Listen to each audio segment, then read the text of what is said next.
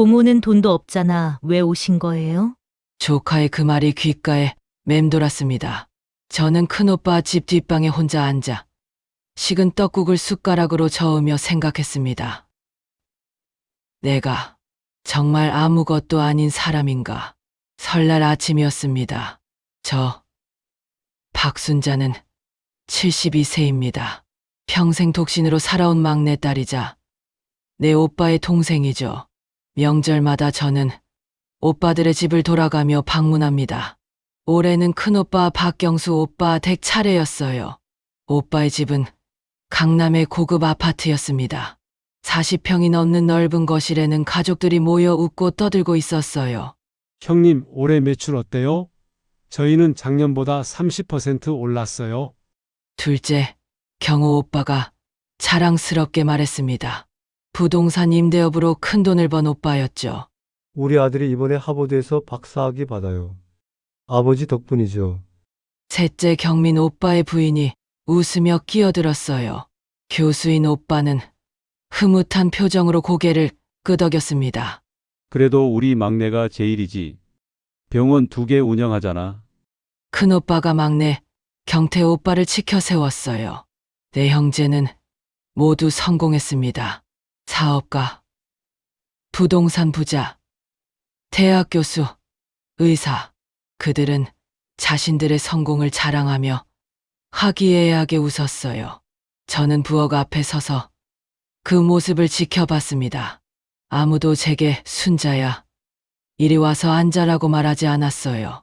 조카 지은이가 친구에게 전화하는 소리가 들렸습니다. 응, 우리 집 명절 모임. 근데 고모가 또 왔어. 진짜 별로야. 시집도 못 가고 돈도 없으면서 매번 얹혀먹으러 와. 가슴이 철렁 내려앉았습니다. 조카는 제가 듣고 있다는 것도 모르고 계속 말했어요. 요양원 가셔야 되는 거 아니야? 우리 아빠들도 부담스러워 하시는데. 저는 부엌으로 돌아가 설거지를 시작했습니다. 손이 떨렸어요. 눈물이 날 것 같았지만 참았습니다. 내가 이 집안에 뭐란 말인가? 정말 짐일까? 점심시간이 되었습니다. 큰올케가 저를 불렀어요. 아가씨 뒷방에서 드세요. 여기는 자리가 부족해서요. 아가씨, 72세 여자를 아가씨라고 부르는 건 이름조차 불러주기 싫다는 뜻이었죠. 저는 고개를 끄덕이고 뒷방으로 들어갔습니다. 작은 상에 놓인 떡국 한 그릇, 반찬도 별로 없었어요. 거실에서는 웃음소리가 들렸습니다. 건배.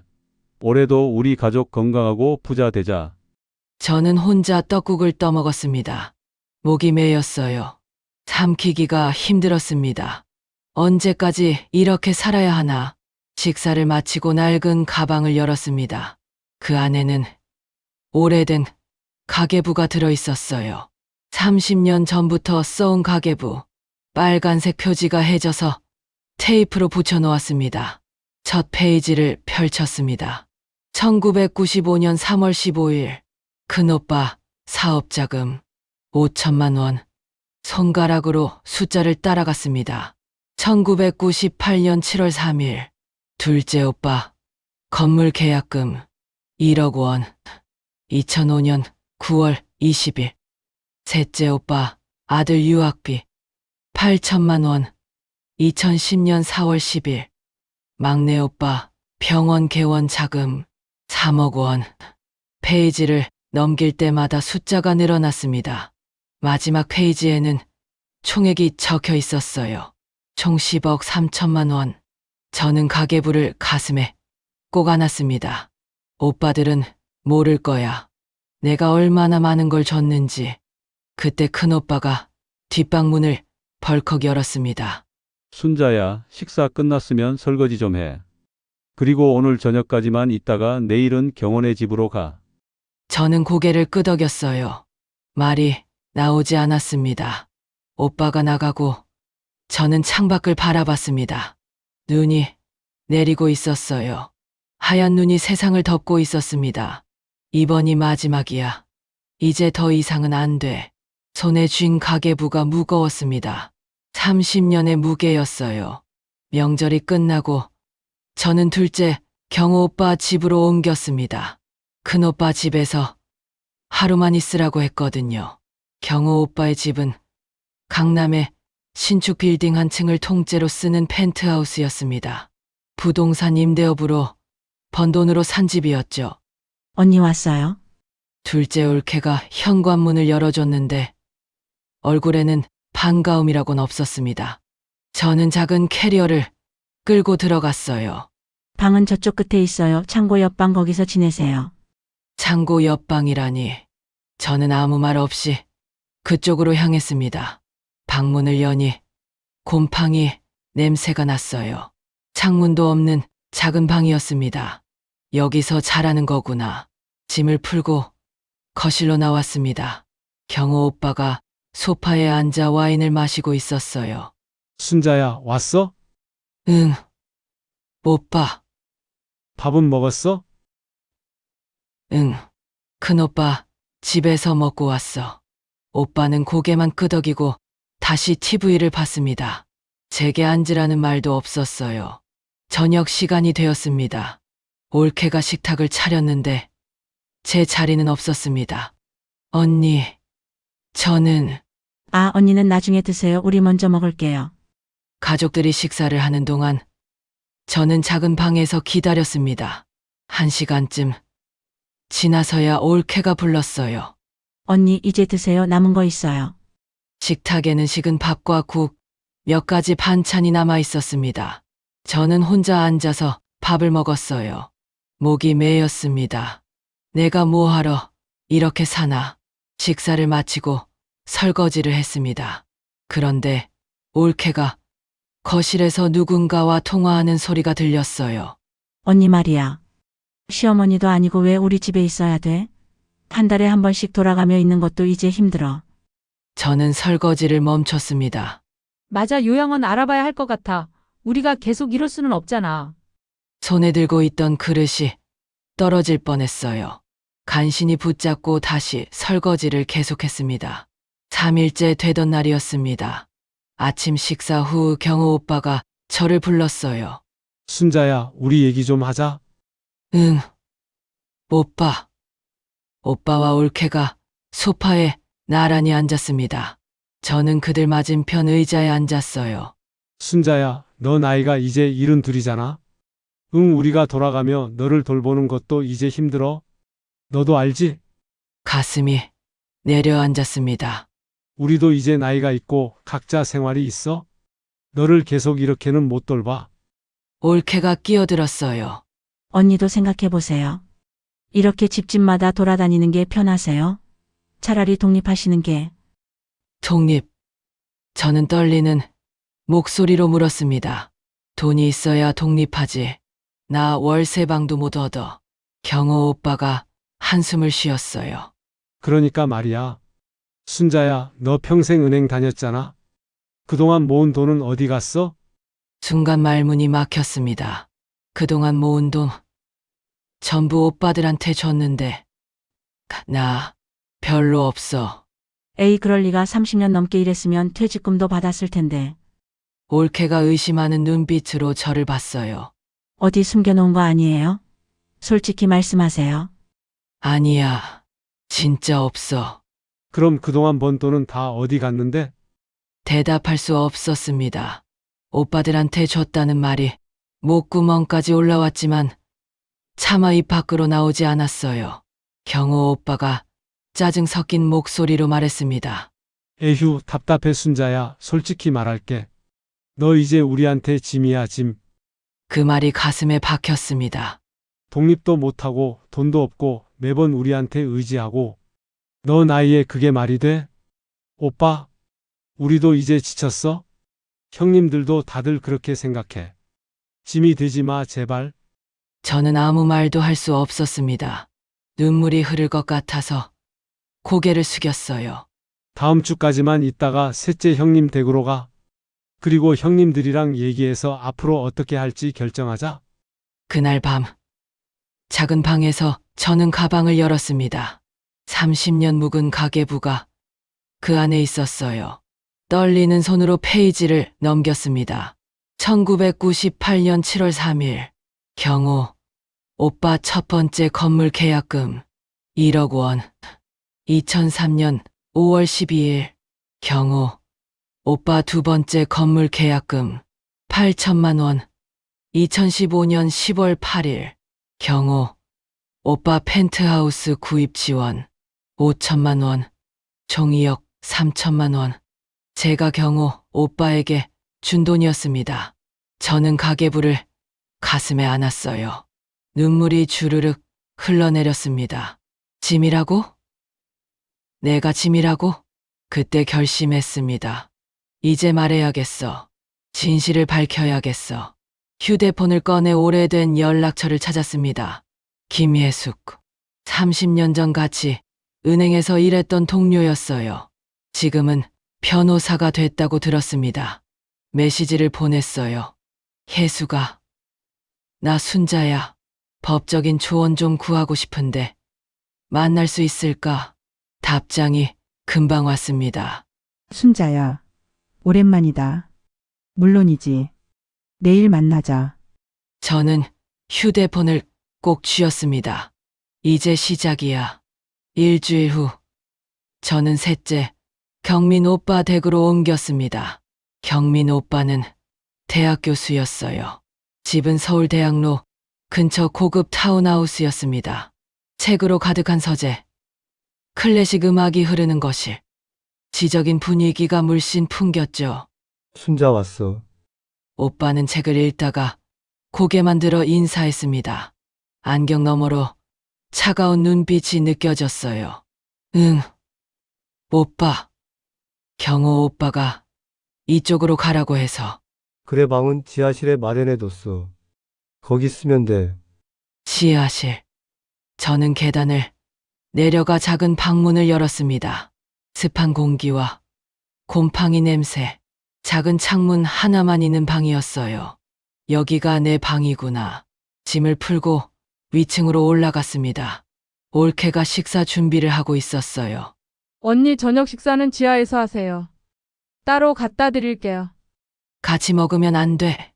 우리 집은 식사 시간에 가족 대화가 중요해서요. 언니가 있으면 좀 그래요. 그렇게 저는 그 집에서도 혼자 밥을 먹었습니다. 지하실 작은 테이블에서요. 3일째 되던 저녁이었습니다. 경민 오빠가 저를 위층으로 불렀어요. 순자야, 올라와봐. 거실에 가니 놀라운 광경이 펼쳐졌습니다. 큰오빠 경수, 둘째 경호, 막내 경태 오빠까지 내 형제가 다 모여 있었어요. 무슨 일이지? 저는 그들 앞에 섰습니다. 내 오빠가 소파에 나란히 앉아 저를 내려다봤어요. 큰오빠 경수가 입을 열었습니다. 순자야, 우리 오늘 가족회의 한 거야. 너 앞으로 어떻게 할지. 가슴이 쿵 내려앉았어요. 너 나이가 이제 72이잖아. 우리도 다들 70 넘었고. 둘째 경호 오빠가 말을 이었습니다. 솔직히 너를 돌아가며 돌보는 게 이제 힘들어? 우리도 각자 가정이 있고 애들도 있고. 셋째 경민 오빠가 서류 한 장을 꺼냈어요. 그래서 우리가 알아봤어. 괜찮은 요양원. 요양원? 제 목소리가 떨렸습니다. 시설도 좋고 식사도 잘 나오고. 거기서 또래 사람들이랑 지내는 게 너한테도 나을 거야. 막내 경태 오빠가 덧붙였어요. 우리가 비용은 나눠서 낼게. 한 달에 150만 원 정도 하는데 우리 4명이 나누면 한 명당 40만 원도 안 돼. 저는 그들을 하나하나 쳐다봤습니다. 내가 요양원에 가야 돼. 큰오빠가 고개를 끄덕였어요. 그게 서로한테 좋아. 너도 편하고 우리도 부담 덜고. 오빠들, 나는 순자야. 경민 오빠가 말을 끊었습니다. 이제 현실을 받아들여. 넌 돈도 없고 집도 없고 의지할 곳도 우리밖에 없잖아. 우리가 이렇게라도 책임지는 게 어디야. 가슴이 찢어지는 것 같았어요. 다음 주 수요일에 요양원 상담 예약 잡아놨어. 같이 가보자. 저는 입술을 깨물었습니다. 말이 나오지 않았어요. 그럼 이제 들어가. 다들 피곤해. 저는 비틀거리며 지하실로 내려갔습니다. 문을 닫자마자 눈물이 쏟아졌어요. 요양원, 나를 요양원에 보내겠다고 한참을 울고 나서 저는 가방에서 가계부를 꺼냈습니다. 30년 묵은 그 가계부, 한 장 한 장 넘기며 숫자를 다시 세었어요. 큰오빠, 경수 총 3억 2천만 원, 둘째, 경호 총 2억 3천만 원, 셋째 경민 총 2억 8천만 원 자녀, 유학비 포함, 막내 경태 총 3억 원 의대 등록금, 개원 자금, 합계 10억 3천만 원. 저는 떨리는 손으로 휴대폰을 꺼냈습니다. 혜숙에게 전화를 걸었어요. 여보세요? 혜숙아, 나 순자야. 순자야. 어떻게 됐어? 지난번에 만나서 얘기 들었는데 혜숙아, 제 목소리가 떨렸습니다. 오빠들이 나를 요양원에 보내려고 해. 뭐라고? 다음 주 수요일에 상담 예약했대. 나 이제 어떻게 해야 할지 모르겠어. 혜숙이 짧은 침묵 후 단호하게 말했어요. 순자야, 이제 결정해. 내가 평생 모은 증거들 그 가계부 법적으로 쓸 거야 말 거야? 저는 눈을 감았습니다. 쓸래. 더 이상 못 참겠어. 잘 생각했어. 내일 당장 내 사무실로 와. 우리 준비하자. 전화를 끊고 저는 가계부를 가슴에 안았습니다. 미안해. 오빠들. 하지만 이제 더 이상은 안 돼. 그날 밤 저는 30년치 은행 거래 내역을 모두 출력했습니다. 오빠들에게 송금한 기록들 하나하나 형광펜으로 표시했어요. 지하실 작은 책상 위에 쌓인 서류들. 그것은 제 인생 30년의 증거였습니다. 다음 날 아침, 저는 경민 오빠에게 말했습니다. 오빠, 오늘 나갔다 올게. 어디 가는데? 친구 만나러. 오빠는 그냥 고개를 끄덕였어요. 관심도 없는 표정이었습니다. 강남역 근처 법무법인 건물 20층에 혜숙의 사무실이 있었어요. 순자야. 문이 열리자 혜숙이 반갑게 안아줬습니다. 70세가 된 혜숙은 여전히 단정하고 지적인 모습이었어요. 30년 만이지? 우리. 응, 고마워. 혜숙아, 이렇게 시간 내줘서. 무슨 소리야. 우리 얼마나 친했는데. 자, 앉아. 커피 마시자. 혜숙이 따뜻한 커피를 건넸습니다. 저는 그 커피를 마시며 지난 30년의 이야기를 털어놨어요. 오빠들에게 돈을 빌려준 것, 한 번도 돌려받지 못한 것, 평생 월세방에서 산 것, 그리고 지금 요양원에 보내지려고 한다는 것. 혜숙은 제 손을 꼭 잡고 들어줬습니다. 순자야, 가계부 좀 보자. 저는 낡은 가계부를 꺼냈어요. 혜숙이 한 장 한 장 넘기며 숫자를 확인했습니다. 이게 전부 내가 준 돈이야. 응, 10억이 넘네. 순자야, 너 은행 거래 내역도 있어? 응. 여기. 저는 가방에서 서류 뭉치를 꺼냈습니다. 30년치 통장 사본들이었어요. 혜숙이 서류를 꼼꼼히 살펴봤습니다. 그녀의 표정이 점점 굳어졌어요. 순자야, 이건 명백한 차용이야. 차용. 응, 법적으로 돌려받을 수 있어. 특히 이 송금 내역들을 보니까 정기적으로 큰 금액이 오빠들한테 갔잖아. 그리고 여기 이 메모들. 혜숙이 가계부 한 페이지를 가리켰습니다. 여기 큰오빠 사업자금 1년 후 갚기로 함이라고 적혀 있어. 이건 차용증이나 마찬가지야. 그래도 오빠인데. 순자야, 혜숙이 제 손을 꼭 잡았어요. 너 평생 뭐하고 산 거야? 내 인생은 어디 갔어? 나는 오빠들이 잘 되는 게 기뻤어. 그게 내 행복이었어. 그래서 넌 월세방에서 살면서 겨울에 난방도 안 틀고 밥도 제대로 못 먹고? 혜숙의 목소리가 떨렸습니다. 나 다 알아. 내가 얼마나 힘들게 살았는지. 은행 다닐 때 점심도 제대로 안 먹고 옷 한 벌 안 사 입고. 괜찮았어. 괜찮을 리가 없어. 혜숙이 소리쳤어요. 순자야, 이제라도 당당해져. 내가 준 게 얼마인데. 그 오빠들은 그걸로 성공했고 넌 요양원에 쫓겨나려고 하잖아. 눈물이 주르륵 흘러내렸습니다. 하지만 가족인데 법적으로 싸우는 게 맞아? 가족? 혜숙이 씁쓸하게 웃었어요. 순자야, 그 오빠들이 널 가족으로 대했어? 뒷방에서 혼자 밥 먹게 하고 지하실에서 살게 하고 요양원에 보내려는 게 가족이야. 대답할 수 없었습니다. 순자야, 결정해. 이대로 살 거야? 아니면 내 권리를 찾을 거야? 저는 한참을 고민했어요. 그리고 고개를 들었습니다. 찾을래? 내 돈 돌려받을래? 혜숙이 환하게 웃었습니다.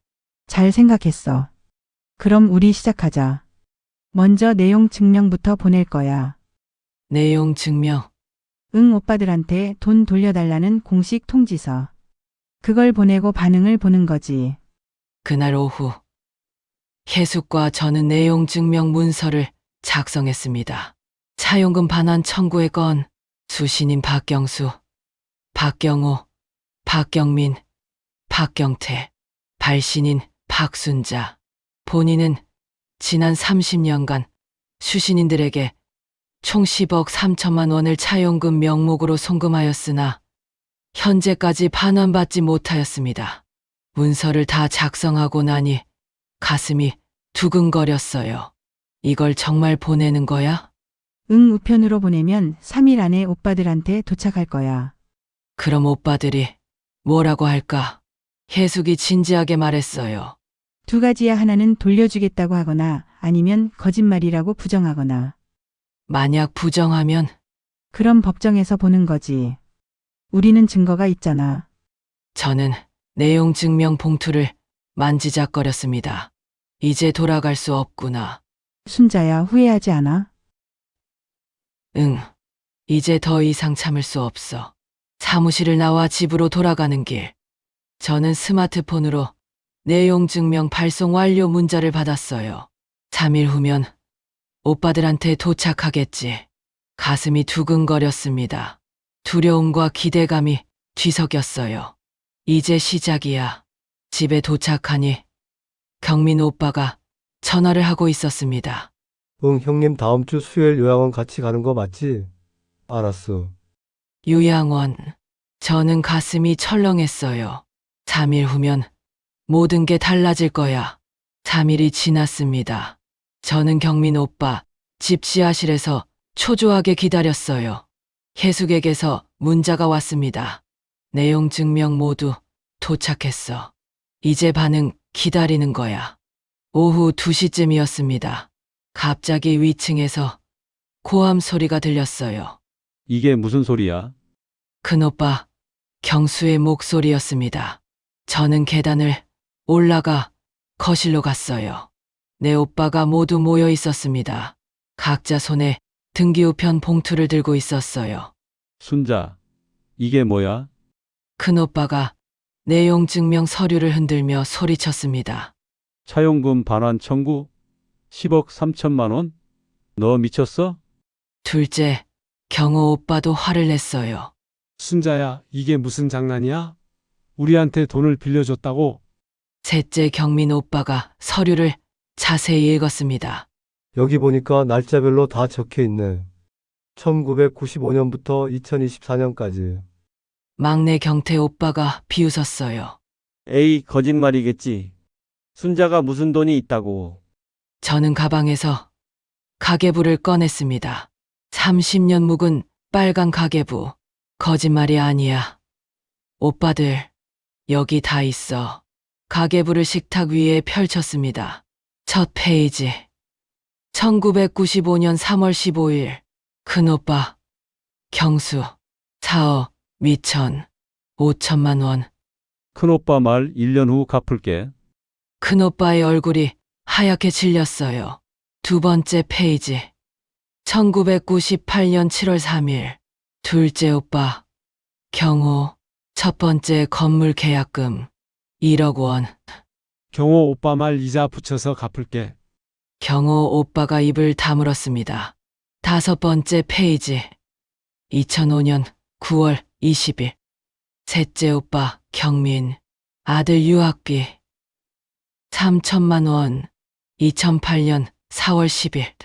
셋째 오빠 경민. 딸 유학비 5천만 원. 경민 오빠가 가계부를 빼앗아 들었어요. 이건. 10번째 페이지. 2010년 4월 10일. 막내 오빠 경태. 병원 개원 자금 3억 원. 경태 오빠 말 성공하면 2배로 갚을게. 경태 오빠의 손이 떨렸습니다. 저는 통장 사본들도 꺼냈어요. 여기 은행 거래 내역도 있어. 30년치. 오빠들 계좌로 송금한 기록 전부 서류를 하나하나 펼쳤습니다. 형광펜으로 표시된 송금 내역들. 큰오빠 경수 계좌 1995년 3월 15일 5천만 원 송금. 큰오빠 경수 계좌 2000년 8월 20일 8천만 원 송금. 둘째 오빠 경호 계좌 1998년 7월 3일 1억 원 송금. 숫자가 끝없이 이어졌습니다. 거실이 조용해졌어요. 아무도 말이 없었습니다. 오빠들, 기억나. 제 목소리가 떨렸어요. 큰오빠, 사업 시작할 때 나한테 무릎 꿇고 빌었잖아. 순자야, 나 도와줘. 이번만 성공하면 꼭 갚을게라고. 큰오빠가 고개를 돌렸습니다. 경호 오빠, 첫 건물 살 때 1년만 빌려줘. 이자 붙여서 갚을게라고. 했잖아. 그게 벌써 26년 전이야. 경호 오빠가 입술을 깨물었어요. 경민 오빠, 애들 유학 보낼 때 순자야, 내 덕분에 우리 애들 좋은 데서 공부한다라고. 했잖아. 근데 왜 애들은 내가 도와준 줄도 몰라. 경민 오빠가 눈을 감았습니다. 경태 오빠, 개원할 때 순자야, 성공하면 2배로 갚고 평생 병원비 안 받을 게라고. 했잖아. 근데 지난번에 내가 아파서 갔을 때 왜 진료비 받았어? 경태 오빠가 아무 말도 못했어요. 저는 내 오빠를 하나하나 쳐다봤습니다. 오빠들이 성공한 건 오빠들 능력만은 아니야. 내 돈이 있었어. 내가 평생 월세방에서 살면서 난방도 안 틀면서 옷도 안 사 입으면서 모은 돈. 눈물이 주르륵 흘러내렸어요. 나는 오빠들이 잘 되는 게 좋았어. 진짜로.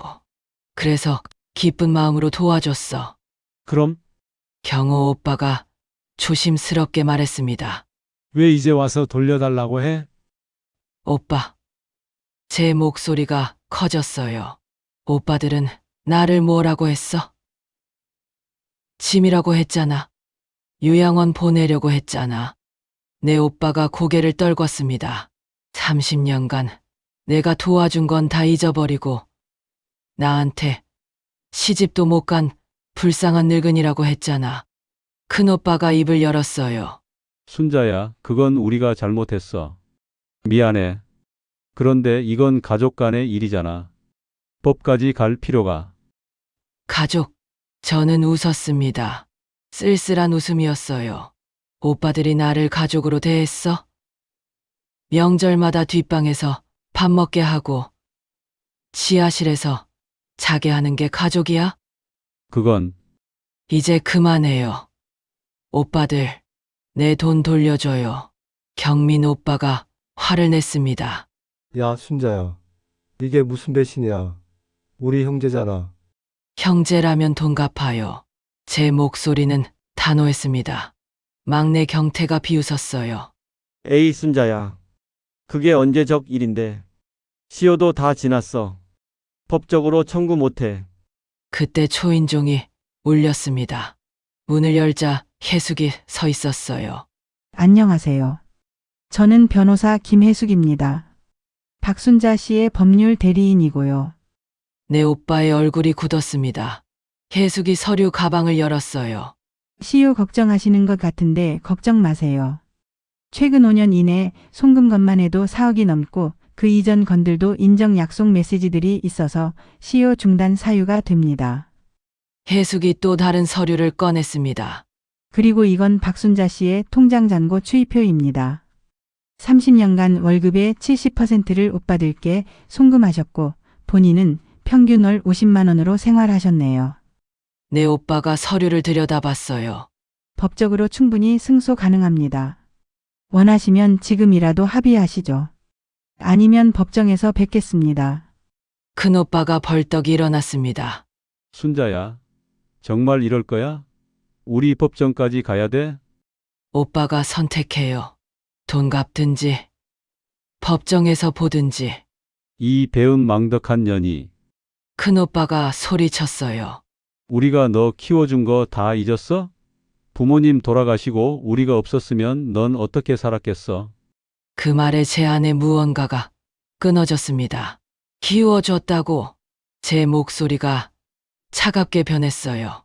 오빠, 난 16살 때부터 아르바이트해서 내 학비 벌었어. 오빠들이 대학 다닐 때 난 고등학교 졸업하고 바로 은행 취직했잖아. 그건 내가 오빠들한테 받은 건 하나도 없어. 오히려 내가 다 줬어. 저는 가계부를 집어들었습니다. 이게 증거야. 30년간 내가 오빠들한테 준 돈 10억 3천만 원. 해숙이 명함을 식탁 위에 놓았어요. 일주일 드리겠습니다. 합의하실지 법정 가실지 결정하세요. 우리는 그 집을 나왔습니다. 그날 밤 저는 해숙의 집에서 묵었습니다. 오빠들 집에는 돌아갈 수 없었어요. 해숙이 따뜻한 차를 건네주며 말했습니다. 순자야, 이제 시작이야. 오빠들이 가만히 있지 않을 거야.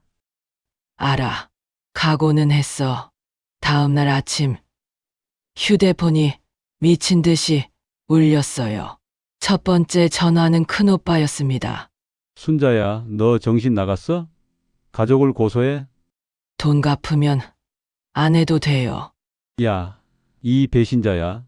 우리가 너한테 얼마나 잘해줬는데? 뭘 잘해줬어요? 뒷방에서 밥 먹게 하고 요양원 보내려던 게 잘해준 거예요? 너 이러면 가족 아니야. 평생 연 끊는다. 전화가 끊겼습니다. 두 번째 전화는 둘째 경호 오빠였어요. 순자야, 우리 형제끼리 이러지 말자. 그 돈은 내가 준 거잖아. 우리한테 갚으라는 말 한 적도 없고, 오빠 가계부에 갚겠다고 적혀 있잖아요. 그건 그냥 말이었어. 형제끼리 무슨 갚고 안 갚고가 있어? 그럼 형제끼리 무슨 요양원 보내고 안 보내고가 있어요? 에휴, 답답해. 너 나중에 후회한다. 세 번째 전화는 셋째 경민 오빠였습니다. 순자, 너 법적으로 청구해봤자 소용없어. 시효 다 지났고 증거도 불충분해. 변호사가 승소 가능하대요. 변호사가 뭘 알아? 나 법학 교수 친구들 많아. 다들 내가 질 거래. 그럼 법정에서 봐요. 너 이러다가 우리 가족에서 완전히 쫓겨난다. 이미 쫓겨났잖아요. 요양원 보내려고 했으니까 마지막은 막내 경태 오빠였어요. 순자야, 진짜 이럴 거야? 우리 형제 사이가 이렇게 되는 게 좋아? 오빠가 먼저 그렇게 만들었잖아. 에휴, 알았어. 그럼 법정에서 보자. 근데 순자야, 알아? 우리 4명이서 좋은 변호사 선임했어. 너가 이기기 힘들걸? 전화를 끊고 나니 손이 떨렸어요. 해숙이 제 어깨를 두드렸습니다. 괜찮아, 예상했던 반응이야. 이제 본격적으로 시작하는 거야. 사흘 후 합의 기한이 끝났습니다. 오빠들에게서 아무 연락도 오지 않았어요. 해숙이 소장을 법원에 제출했습니다. 차용금 반환 청구 소송. 원고 박순자, 피고 박경수, 박경호, 박경민, 박경태. 청구 금액 원금 10억 3천만 원 및 이자. 일주일 후 첫 번째 법정 날이었습니다. 법원 복도에서 오빠들을 마주쳤어요. 4명 모두 정장을 입고 비싼 변호사를 대동하고 있었습니다. 큰오빠가 저를 보더니 비웃었어요. 순자야, 마지막이야. 지금이라도 취하해. 안 그러면 후회한다. 저는 대답하지 않았습니다. 법정 안으로 들어갔어요. 판사가 입장했습니다. 원고 측 주장을 들어보겠습니다. 해숙이 일어섰어요. 재판장님, 원고 박순자는 지난 30년간 피고들에게 총 10억 3천만 원을 차용금 명목으로 송금했습니다. 해숙이 증거 서류들을 제출했습니다. 여기 은행거래 내역과 가계부, 그리고 피고들이 갚겠다고 약속한 메시지 내역들이 있습니다. 피고 측 변호사가 일어났어요. 재판장님, 이는 가족 간의 증여였습니다. 원고가 자발적으로 준 돈이지 차용금이 아닙니다. 증거가 있습니다. 해숙이 가계부를 펼쳤어요. 여기 피고들이 직접 갚겠다고 약속한 내용들이 원고에 필체로 기록되어 있습니다. 그건 원고가 임의로 적은 거 아닙니까? 아닙니다. 여기 큰오빠 박경수 씨가 1995년에 보낸 편지가 있습니다. 해숙이 낡은 편지를 꺼냈어요. 저는 그 편지를 간직하고 있었습니다. 순자야, 돈 빌려줘서 고마워. 사업 성공하면 꼭 갚을게. 마이너스 오빠. 큰오빠의 얼굴이 창백해졌습니다. 판사가 편지를 자세히 살펴봤어요. 피고 측, 이 편지에 대해 해명하시겠습니까? 큰오빠의 변호사가 당황했습니다. 그건 오래된 일이고 날짜가 명확히 적혀 있습니다. 1995년 3월 22일. 그리고 이 날짜는 원고의 통장에서 5천만 원이 피고 계좌로 송금된 날짜와 정확히 일치합니다. 법정이 조용해졌어요. 해숙이 계속 증거를 제시했습니다. 그리고 이건 피고 박경호 씨의 2000년 문자 메시지 복원 내역입니다. 순자야, 건물 계약금 감사해. 1년 후 이자 붙여서 갚을게라고. 적혀 있습니다. 경호 오빠가 고개를 떨궜어요. 피고 박경민 씨는 2010년 카카오톡으로 순자야, 애들 유학비 고마워, 너 덕분이야라고. 보냈습니다. 경민 오빠가 입술을 깨물었습니다. 피고 박경태 씨는 2012년 병원 개원식 때 순자야, 성공하면 2배로 갚고 평생 병원비 안 받을 게라고. 축사에서 말했습니다. 여기 녹음 파일이 있습니다. 경태 오빠가 얼굴을 감쌌어요. 판사가 피고 측을 봤습니다. 피고들, 하실 말씀 있으십니까? 큰오빠의 변호사가 일어났어요. 재판장님, 그렇다 해도 이는 가족 간의 일입니다. 법으로 해결할 문제가 아닙니다. 법으로 해결할 문제입니다. 해숙이 단호하게 말했어요. 원고는 평생을 월세방에서 살며 극도로 절약하며 피고들을 도왔습니다. 반면 피고들은 모두 성공하고 부유하게 살았습니다. 해숙이 또 다른 서류를 제출했어요. 그리고 피고들은 최근 원고를 요양원에 보내려 했습니다. 이는 원고가 더 이상 쓸모없다고 판단했기 때문입니다. 이에 있습니다. 피고 측 변호사가 소리쳤어요. 그건 원고를 위한 배려였습니다. 배려. 해숙이 웃었습니다. 한 달에 150만 원짜리 요양원에 보내는 게 배려입니까? 피고들은 각자 수십억 원의 재산이 있는데 판사가 서류를 정리했습니다. 오늘 변론은 여기까지 하겠습니다. 다음 기일은 그때 큰오빠가 벌떡 일어났어요. 재판장님, 이 여자가 거짓말하는 겁니다. 우리는 동생을 사랑했어요. 사랑.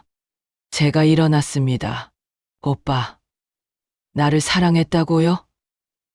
명절마다 뒷방에서 밥 먹게 하고 짐이라고 부르고 요양원 보내려던 게 사랑이에요? 그건 30년간 내 돈으로 오빠들 성공시켰는데 한 번이라도 고맙다고 했어요. 큰오빠가 말문이 막혔습니다. 저는 내 오빠를 하나하나 쳐다봤어요. 나는 오빠들이 잘 되는 게 좋았어. 진심으로. 그래서 내 모든 걸 줬어. 내 청춘도, 내 꿈도, 내 돈도 눈물이 흘렀습니다. 근데 오빠들은 뭐 했어요? 날 투명인간 취급하고 늙은이라고 무시하고 짐이라고 했잖아요. 순자야, 경호 오빠가 조심스럽게 다가왔어요. 우리가 잘못했어? 미안해. 그러니까 이제 그만하자. 소송 취하하고 우리 다시. 싫어요. 제 목소리는 단호했습니다. 이제 돌아갈 수 없어요. 오빠들, 이제 우리 남이에요. 법정이 조용해졌습니다. 판사가 말했어요. 다음 기일은 4주 후입니다. 그때 최종 판결하겠습니다. 법정을 나왔습니다. 복도에서 오빠들이 저를 가로막았어요. 순자야, 정말 이럴 거야? 오빠들이 선택한 거예요. 우리 형제 아니야? 이미 아니에요. 오빠들이 나를 가족으로 안 여긴 순간부터 저는 그들을 지나쳐 걸어갔습니다. 뒤에서 큰오빠의 목소리가 들렸어요. 순자야, 넌 평생 후회할 거야. 저는 돌아보지 않았습니다. 4주가 흘렀습니다. 그 사이 오빠들에게서 수없이 전화가 왔어요. 협박도 하고, 애원도 하고, 회유도 했습니다. 순자야, 합의하자. 우리가 돈 줄게. 얼마? 1억이면 되잖아. 저는 웃었습니다. 10억 받을 걸 왜 1억 받아요? 에이, 욕심 그만 부려. 가족이잖아. 가족은 10억을 돌려줘야죠. 결국 합의는 결렬됐습니다. 최종 판결일이 왔어요. 법정은 방청객들로 가득 찼습니다. 이 사건이 언론에도 보도됐거든요. 70대 여성, 30년간 10억 지원한 오빠들에게 배신당해 판사가 입장했습니다. 지금부터 판결을 선고하겠습니다. 법정이 숨죽였어요. 이 사건은 자족 간의 금전 거래에 관한 것입니다. 피고들은 이것이 증여였다고 주장하나 증거를 검토한 결과 판사가 잠시 멈췄습니다. 원고가 제출한 가계부, 은행 거래 내역, 천지, 문자 메시지, 녹음 파일 등을 종합하면 이는 명백히 차용금이었음이 인정됩니다. 큰오빠가 의자를 붙잡았어요. 특히 피고들이 각각 갚겠다고 명시적으로 약속한 증거들이 다수 존재하며 이는 단순 증여가 아닌 차용 관계를 명확히 보여줍니다. 따라서 법원은 다음과 같이 판결합니다. 판사가 판결문을 읽기 시작했어요. 피고 박경수는 원고에게 원금 3억 2천만 원 및 이자를 지급하라. 큰오빠의 얼굴이 하얗게 질렸습니다. 피고 박경우는 원고에게 원금 2억 3천만 원 및 이자를 지급하라. 경호 오빠가 고개를 떨궜어요. 피고 박경민은 원고에게 원금 2억 8천만 원 및 이자를 지급하라. 경민 오빠가 눈을 감았습니다. 피고 박경태는 원고에게 원금 3억 원 및 이자를 지급하라. 경태 오빠가 의자에서 미끄러질 뻔했어요. 이자는 각 송금일로부터 연 5%로 계산하며 총 이자액은 약 2억 원입니다. 따라서 피고들은 연대하여 원고에게 총 12억 5천만 원을 지급하라. 소송 비용은 피고들이 부담한다. 판사가 망치를 두드렸습니다. 땅. 이상 판결을 마칩니다. 법정이 웅성거렸어요. 방청객들이 수군거렸습니다. 저는 그 자리에 서서 눈물을 흘렸습니다. 30년 만에 인정받은 순간이었어요. 해숙이 제 손을 꼭 잡았습니다. 순자야, 이겼어. 내가 이겼어. 법정 밖으로 나왔습니다. 오빠들이 저를 가로막았어요. 큰오빠가 무릎을 꿇었습니다. 순자야, 미안해. 정말 미안해. 둘째, 셋째, 막내도 모두 무릎을 꿇었어요. 우리가 잘못했어? 용서해줘. 다시 시작하자. 우리 형제잖아. 저는 그들을 내려다봤습니다. 이제 와서 미안하다고요? 진심이야, 순자야. 우리 정말 잘못했어. 30년 동안은 왜 미안하지 않았어요? 오빠들이 고개를 들었어요. 나를 짐이라고 했을 때, 뒷방에서 밥 먹게 했을 때, 유양원 보내려고 했을 때는 왜 미안하지 않았어요? 그건 판결 나니까 미안한 거죠. 돈 내야 하니까 미안한 거죠. 저는 차갑게 웃었습니다. 진짜 미안하면 30년 전에 했어야죠. 내가 도와줬을 때 고맙다고 했어야죠. 큰오빠가 제 바지를 붙잡았어요. 순자야, 제발. 우리 한 번만 용서해줘. 돈은 줄게. 다 줄게. 이제 와서 줄 게가 아니라 법원 판결이니까 내야죠. 저는 오빠의 손을 떼어냈습니다. 오빠들, 이제 우린 남이에요. 뭐? 30년간 나를 가족으로 안 여긴 사람들. 이제 와서 형제라고 할 자격 없어요. 경호 오빠가 울먹였어요. 순자야, 그래도 피는 못 속여. 우린 형제야. 피. 저는 비웃었습니다. 그 피가 뭐가 소용이에요? 오빠들이 나한테 한 짓 생각하면 차라리 남이 나아요. 경민 오빠가 화를 냈습니다. 야, 순자야. 내가 너무한 거 아니야. 우리가 무릎까지 꿇었는데. 무릎 꿇는다고 30년이 돌아와요. 제 목소리가 높아졌어요. 내 청춘이 돌아와요. 내가 결혼 못하고 혼자 산 세월이 돌아와요. 오빠들이 말문이 막혔습니다. 나는 오빠들을 위해 내 인생을 포기했어요. 결혼도 안 하고 아이도 안 낳고 평생 월세방에서 살면서 눈물이 주르륵 흘렀어요. 근데 오빠들은 뭐 했어요? 성공하고 좋은 집 사고 애들 유학 보내고 그러면서 나는 뒷방에서 밥 먹게 하고 순자야, 이제 됐어요. 오빠들한테 기대하지 않을게요. 용서도 안 할 거예요. 저는 돌아섰습니다. 순자야, 가지마. 뒤에서 오빠들이 소리쳤지만 저는 걸음을 멈추지 않았어요. 박순자. 넌 평생 후회할 거야. 큰오빠의 목소리가 들렸습니다. 저는 뒤돌아봤어요. 후회는 오빠들이 하세요. 30년 전으로 돌아가서 다시 생각해 보세요. 누가 누구 덕분에 성공한 건지. 그리고 걸어갔습니다. 밖으로 나오니 햇살이 따스했어요. 혜숙이 제 어깨를 안았습니다. 순자야, 잘했어. 정말 잘했어. 응, 이제 끝났어. 이제 뭐 할 거야? 저는 하늘을 올려다봤습니다. 내 인생 살 거야. 나를 위해서. 판결 후 1년이 지났습니다. 박순자는 지금 제 이름으로 된 아파트에 살고 있습니다. 서울 마포구의 작은 아파트. 25평짜리지만 온전히 제 집이에요. 거실 창가에 앉아 커피를 마시며 햇살을 쬐었습니다. 이렇게 평온한 아침이 올 줄 몰랐어요.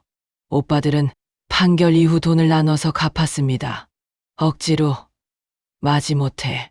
큰오빠는 건물 하나를 팔아서 갚았고, 둘째는 대출을 받았고, 셋째는 퇴직금으로, 막내는 병원 지분을 일부 처분했어요. 그들은 원망 섞인 눈빛으로 돈을 건넸습니다. 저는 그 돈을 받으며 아무 말도 하지 않았어요. 그게 마지막이었습니다. 그 후로 오빠들과는 한 번도 연락하지 않았어요. 명절이 다가왔습니다. 설날이었어요. 휴대폰이 울렸습니다. 큰오빠 번호였죠. 저는 전화를 받지 않았어요. 문자가 왔습니다. 순자야, 오늘 설인데 우리 집으로 와. 같이 차례 지내자. 저는 문자를 삭제했습니다. 며칠 후 또 문자가 왔어요. 이번엔 둘째 경호 오빠였습니다. 순자야, 그래도 우린 형제야. 명절에 혼자 있지 마. 삭제했습니다. 셋째, 막내한테서도 문자가 왔지만 모두 삭제했어요. 조카들한테서도 연락이 왔습니다. 큰오빠, 딸 지은이었어요. 고모, 그때 제가 잘못했어요. 고모가 우리를 도와주신 거 아빠한테 들었어요. 죄송해요. 저는 한참을 그 문자를 들여다봤습니다.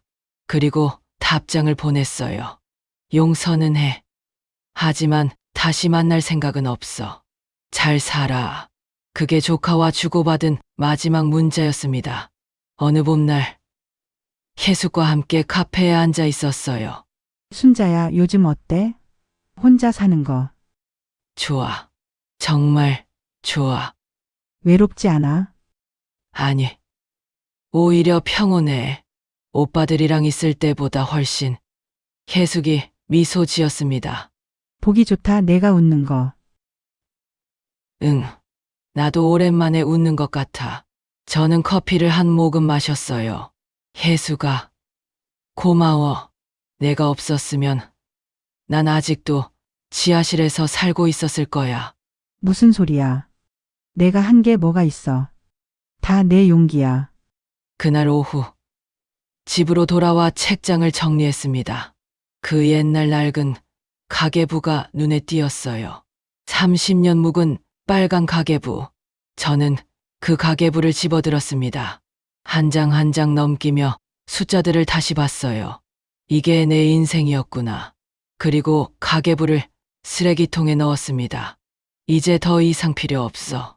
새 가계부를 꺼냈어요. 하얀 표지의 깨끗한 가계부.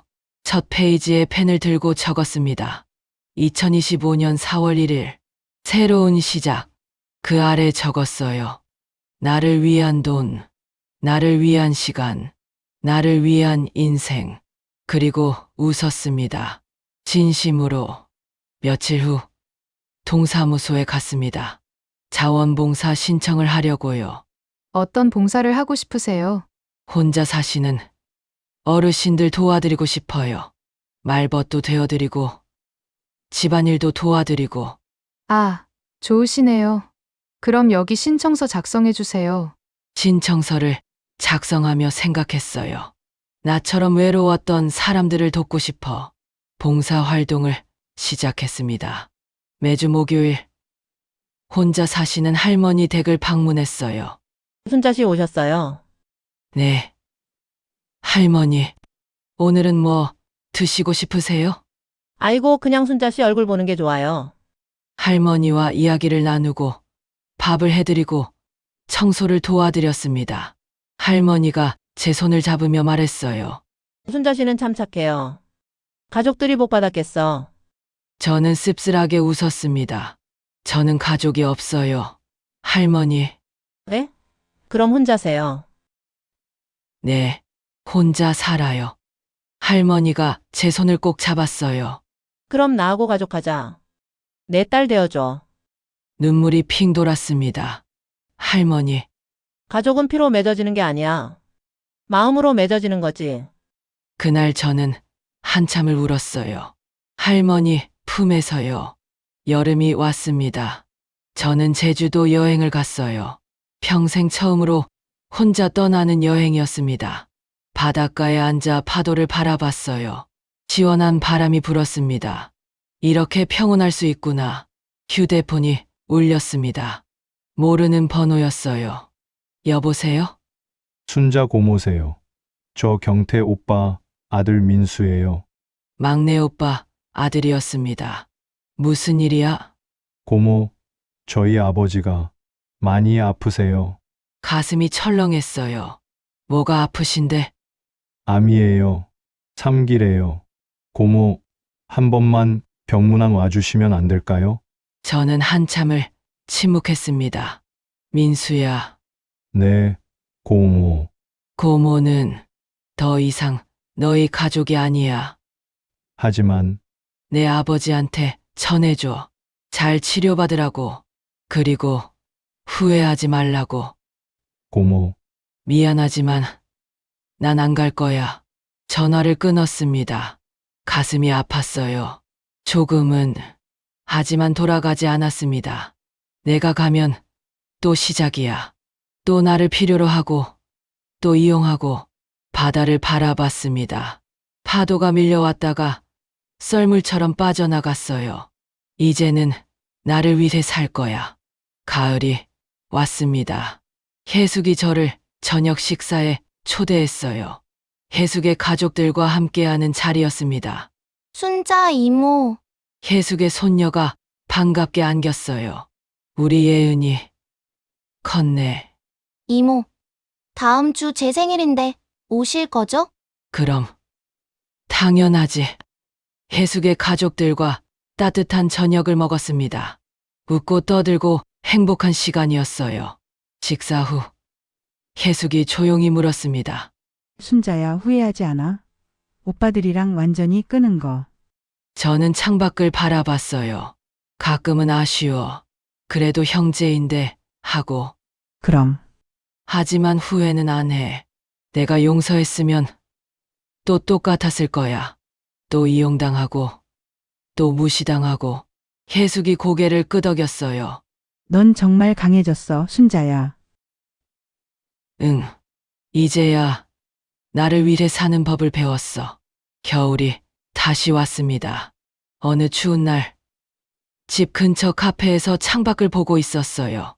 문이 열리며 누군가 들어왔습니다. 큰오빠였어요. 저는 얼어붙었습니다. 오빠도 저를 봤어요. 순자야, 오빠. 오빠가 천천히 다가왔습니다. 1년 사이에 많이 늙었더군요. 여기 앉아도 돼? 저는 아무 말 없이 고개를 끄덕였어요. 오빠가 커피를 주문하고 제 맞은편에 앉았습니다. 어떻게 지내? 잘 지내요. 나는 별로야. 오빠의 목소리가 떨렸어요. 경태가 암이래. 알고 있어? 들었어요. 그래도 병문안 한번 안 와? 갈 생각 없어요. 오빠가 한숨을 쉬었습니다. 순자야, 우리 정말 끝인 거야? 저는 오빠를 똑바로 쳐다봤어요. 오빠, 30년 동안 내가 뭐였어요? 동생이었지. 아니에요. 오빠들한테 나는 ATM이었어요. 필요할 때만 찾는 기계. 오빠가 고개를 떨궜습니다. 우리가 정말 그랬어? 그랬어요. 돈 필요할 때만 전화하고, 잘 될 때는 무시하고, 늙으니까 요양원 보내려고 했잖아요. 순자야, 미안해, 정말 미안해. 이제 와서 미안하다고 뭐가 달라져요? 저는 일어섰습니다. 오빠, 이제 우린 남이에요. 길에서 마주쳐도 모르는 사람처럼 지나가요. 순자야, 그게 우리한테 나아요. 오빠도, 나도. 저는 돈을 테이블에 놓고 카페를 나왔습니다. 뒤에서 오빠의 흐느끼는 소리가 들렸지만 돌아보지 않았어요. 집으로 돌아와 창가에 앉았습니다. 눈이 내리고 있었어요. 하얀 눈이 세상을 덮고 있었습니다. 저는 새 가계부를 펼쳤습니다. 2024년 12월 31일, 올해 마지막 날. 그 아래 적었어요. 나는 후회하지 않는다. 가족을 끄는 것도, 돈을 돌려받은 것도. 이제 나는 자유다. 나를 위해 내가 원하는 대로 내 인생을 살 것이다. 그것이 내가 배운 가장 큰 교훈이다. 창밖의 눈을 바라보며 미소 지었습니다. 72년을 살며 처음으로 진짜 자유를 느꼈어요. 혈육이라는 이름의 굴레에서, 희생이라는 이름의 감옥에서. 이제 저는 자유입니다. 그리고 행복합니다. 지금까지 저의 이야기를 들어주셔서 감사합니다. 정말 가족처럼 생각했던 사람들이 절 무시했을 때 너무 많이 슬펐습니다. 하지만 저의 용기로 인하여 저의 권리를 되찾은 것 같아서 지금은 행복합니다. 시청해주시는 모든 분들도 행복하고 용기를 잃지 마세요.